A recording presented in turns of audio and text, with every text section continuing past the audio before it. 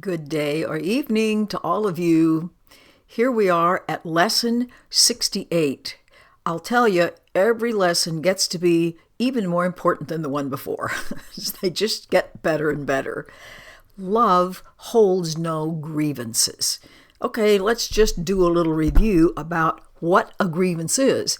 It is indignation or resentment stemming from the feeling of having been wronged. Well, it says love doesn't do that. Love itself has no possibility of comprehending indignation or resentment or anything wrong happening.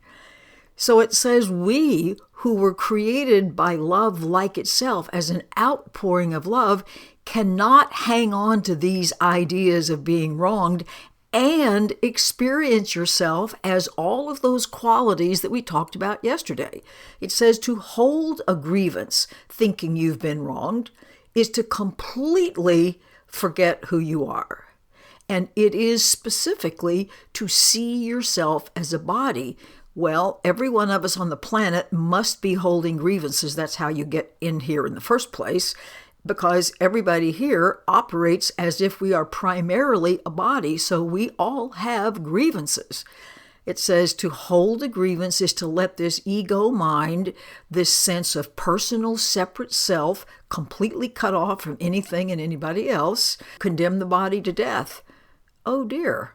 I thought I could just be resentful and indignant and think a whole lot of people were doing things to me with impunity. I had no idea I was doing so much damage to myself, to my peace of mind, not to the reality of myself, but to my experience at this moment. We just didn't have any idea how powerfully disturbing this is. It says it seems to split you off from your source as if we are no longer an outpouring of love and that we've become something else, that all of those adjectives we talked about yesterday don't really apply to us. And how sad and how frightening and how pathetic if I think none of the good adjectives apply to me. So now it says, shut off from yourself, which of course is deeply and intimately connected to the Creator. This self seems to be asleep or gone or somewhere else, and the ego mind that we're aware of seems to be awake. And then it says, can you be involved in this kind of upside down thinking and confusion simply by holding grievances? And the answer is yes. And now, the author of love that created us now has become fearful to us because there's no way that we can conceive of ourselves as these small wronged people and not make up a story of God or Creator as being the same thing. And down through the ages, people have thought of God as casting people into hell and being highly judgmental and all kinds of things. We've just created a God in the image of the ego. And that's what it says next. It's like, it is assured that those who will hold grievances will redefine God in their own image. So no way to have any peace, any quiet, any beautiful life while I still hold on to these grievances, a complete impossibility. So then it asks, do you think you would be willing to relinquish your grievances if you believed everything in these first several paragraphs? Maybe you just think you can't. However, this is a matter of motivation. So if you could just feel a little bit better and a little bit better and a little bit better with letting go of some grievances, you will not have a problem with motivation again, because everything is going to be so much better that nobody will have to convince you that this is a better way to live. So it now asks us to begin our extended practice period, searching your mind for those about whom you hold major grievances. You really can't stand them. They have betrayed you, they have accused you, they have not kept their word, they have dismissed you in some way. And then there are those about whom you have minor grievances. They make you crazy because they never show up on time, or they don't remember your birthday, or they do whatever. And as you think about this and find through your contact book, so to speak, anybody you know, you probably hold some little grievance against, even if it's not one of these major ones. But there will be ways where you think, well, this person has just wronged me in this little way, kind of like a little pinprick. It's not like a sword going through your heart, but it's like if they would just only stop doing this.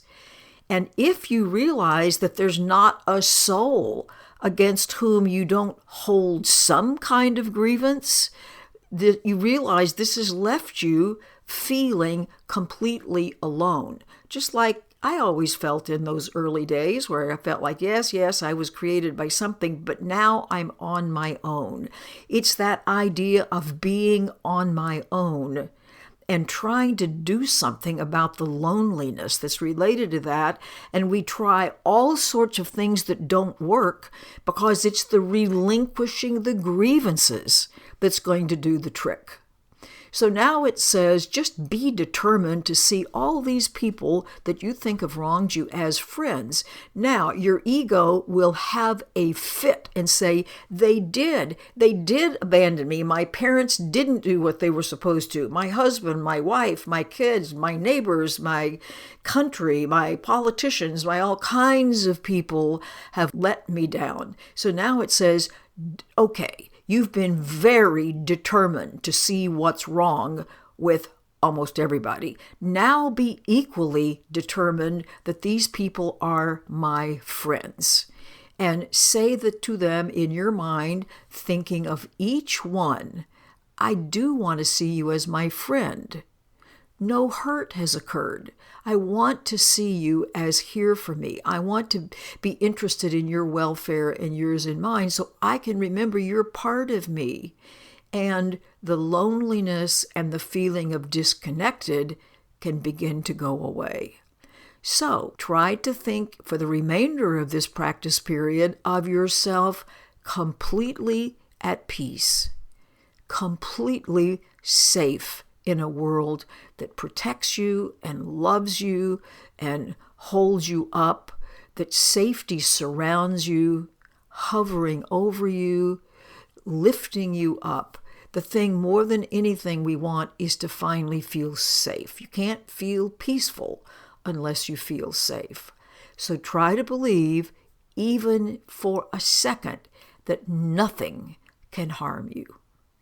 And at the end of the practice period, remind yourself, love holds no grievances. And when I let these being wronged ideas go, because that's what the grievances are, then I will experience, I won't just have an intellectual idea about, I will feel and know I am totally, perfectly safe. And then in the short little practice periods where you want to remember this throughout the day, anytime a thought of somebody wronging you arises, or that you've wronged them, just keep reminding yourself, love holds no grievances.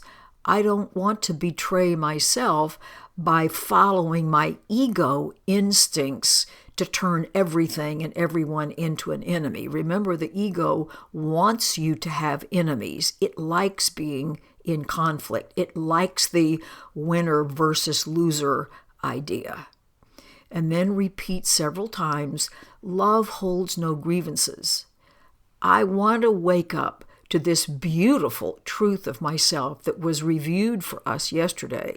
And if I lay these grievances aside, I can do this. I can awaken to the truth of what I am. We just have no idea how holding on to being wronged by either ourselves or someone else has made us crazy, has caused us to be basically grief-stricken, and all really for nothing.